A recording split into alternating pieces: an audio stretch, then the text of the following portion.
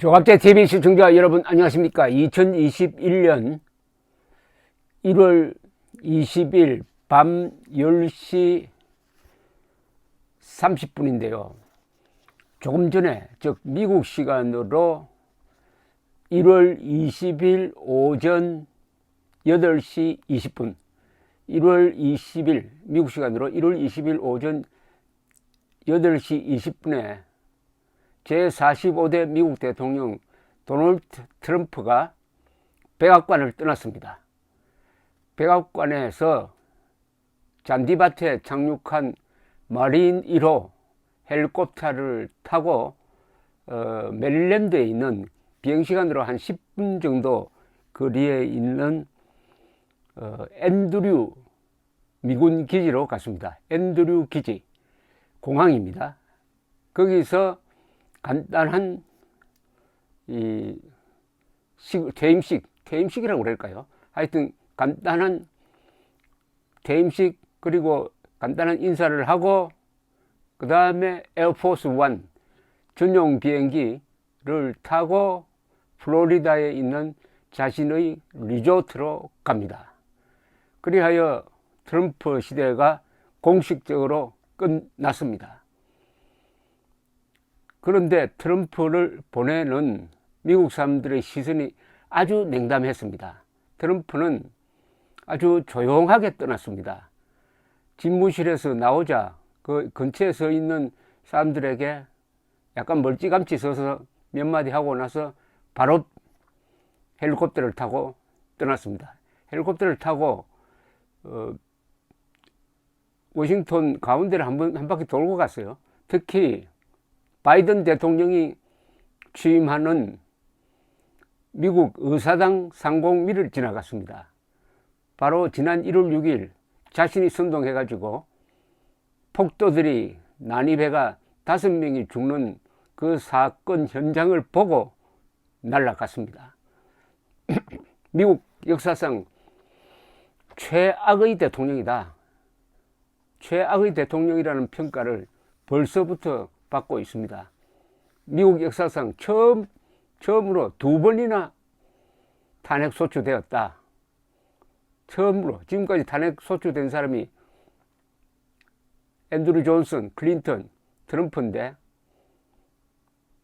세 사람 중에서 2번 그리고 마지막 이번에 탄핵 소추된 이유는 어마어마한 국가반역 혐의, 즉 내란 손등 혐의로 지금 탄핵 재판이 상원에서 시작되었다. 참 암담한 퇴임이 되고 말았습니다. 그런데 오늘 마지막 날 트럼프가 꼭 해야 될 일을 하지 않았습니다. 그것은 백악관에서 기다리면서 바이든이 오면은 백악관에 오면은 현관에서 마중을 해가지고 두 사람이 사진 찍고 그 다음에 같은 차를 타고 취임식이 열리는 의사당으로 가야 했습니다. 그런데 불참을 선언했고 펜스는 갑니다만은 이게 미국 역사상 1869년 이후에 152년 만에 처음입니다. 152년 만에 처음이라는 것은 150년 동안 쌓아 올린 미국의 평화적 정권 교체의 미풍양속을 그냥 깨버렸다는 거죠. 즉 미국의 민주주의 핵심인 평화적 정권 교체 그리고 미국의 전통 패배에 승복하는 아름다운 모습 이런 걸 모조리 깨버리고 후임 대통령을 아주 조롱했다는 거죠. 무시했다는 거죠. 뿐만 아닙니다. 한 번도 지금까지 바이든에게 축하 전화를 하지 않았어요. 그리고 연설을 통해서 바이든이 잘 됐으면 좋겠다는 이야기를 하지 않았습니다. 한 번도 조 바이든이라는 이야기를 하지 않았어요. 조 바이든을 대통령으로 인정 안 한다는 거죠. 그러면서도 고별 연설을 할 때는 다음 정부가 잘 해주기를 바란다. 또 고별 연설을 할 때는 자기가 부정선거로 낙선됐다는 이야기는 또 싹 빼버렸어요. 최악의 대통령이라는 것을 마지막 떠나는 아주 치사한 그런 모습으로 보여주고 말았습니다. 한편 바이든은 고향인 델라웨어에서 어젯밤에 워싱턴에 왔습니다. 그래서 워싱턴에서 코로나 바이러스로 숨진 사람들을 위한 추모 행사에 참여를 하고, 이 치유를 위해서는 우리가 꼭 기여를 해야 한다 라는 아주 명언을 남기고, 오늘 아침에는 교회로 간다 그럽니다. 그리고 펠로시, 맥코넬, 그 다음에 서머 같은 이런 의회 지도자와 함께 교회에 가서 예배를 보고 12시에 의사당에 가게 되는 것입니다. 이 트럼프는 고별 기자회견도 하지 않았습니다. 지난 1월 6일 의회가 공식적으로 조 바이든의 당선을 선언한 이후에는 아예 백악관을 벙커 삼아가지고 나오지를 않았어요. 그러면서 계속 불평불만만 하고 신경질만 내고 펜스 욕만 하고, 그러다 보니까 그 사이에는 펜스가 사실은 대통령 대행을 했습니다. 펜스는 1월 6일 의회에서 바이든의 당선을 승인하는 그 절차를 사회를 보면서 완전히 트럼프와 척이 지고 말았습니다. 이번에도 백악관에서 트럼프를 환송하는데 나오지도 않았고, 펜스가 이번에 취임식에 참석을 하게 되어 있는데, 취임식에 참석한다고 하니까 또 트럼프가 사이가 더 틀어져 가지고 트럼프 환송식에는 또 펜스가 가지 않습니다. 펜스를 이렇게 구박하는 이유가 있습니다. 1월 6일 사회를 볼 때 바이든 당선을 선언하지 마라, 그걸 뒤집어 달라고 요구를 했어요. 말하자면 쿠데타를 해달라고 요구를 했는데, 바이든은 헌법에 내 그럴 권한이 없다 라고 해서 딱 잘라버렸더니 이렇게 지금 두 사람 사이가 나빠지고 말았습니다. 그 사이에 트럼프는 뭘 했느냐 하면은 자기 측근들 130 몇 명을 다 사면해주고 말았습니다.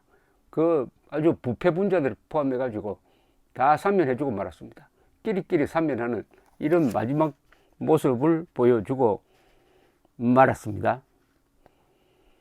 그런데 바이든은 오늘 취임하면은 오늘 안으로 대통령 행정명령 몇 개를 내려가지고 트럼프가 했던 실정을 바로 잡겠다고 합니다. 그 중에 하나가 파리 기후협약을 탈퇴를 했는데 다시 들어가겠다는 거, 그리고 WHO 국제보건기구에 다시 들어가겠다는 거, 이것만 해도 아주 큰 건데, 그 이외에도 뭐 아주 중요한, 그리고 멕시코 국경선에 짓고 있는 장벽을 막아버리고 무슬림 국가에서 들어오는 사람 입국 금지시키는 것도 다시 취소시키고 해서 트럼프의 문제적 정책을 하루 중에 한 수십 건 바로잡겠다고 이렇게 딱 벼르고 있습니다. 미국 반응은 참 착잡합니다. 지금 공화당 사람들은 지금 부글부글 할 거고, 민주당은 상당히 즐거운데, 대체로 보면은 그래도 바이든이 아주 신사고, 그리고 이런 치유 화합에는 가장 적당한 사람이다. 조 바이든과 트럼프의 생애가 완전히 틀렸고, 트럼프는 그 생애가 금수저로 태어난 사람이고, 조 바이든은 아주 고생을 하면서 더구나 가정적 불행을 당해가지고 첫째 부인이 상원의원에 당선된 직후에 교통사고를 만나가지고 부인 죽고 딸이 죽고 하는 이런 비극을 겪었고, 또 큰 아들이 또 죽고, 또 한 아들은 이게 알코올 중독 되었다가 겨우 요새 재생하고 하는 이런 가정적 불운, 그리고 본인 자신도 아주 큰 중병을 알아가지고 사실은 희망이 없다는 것까지 갔다가 살아난 가족의 불행, 본인 자신의 불행을 다 극복한 하나의 성숙된 인격체가 이제 백악관 주인이 되게 돼 있습니다. 더구나 이 사람은 상원에 진출해가지고 상원에서만 36년을 있었던 사람입니다. 그러니까 미국 정치에 아주 경험이 많고 안보 전문가이기도 하죠. 자, 이제 트럼프가 떠남으로써 한국의 이제 음모론자들도 기댈 구석이 없어지고 말았습니다. 앞으로 트럼프의 앞날은 어떻게 되겠느냐 하는 것은 아주 암담하죠. 우선 탄핵 재판이 기다리고 있습니다. 그리고 여러 가지 수사가 지금 걸려 있습니다.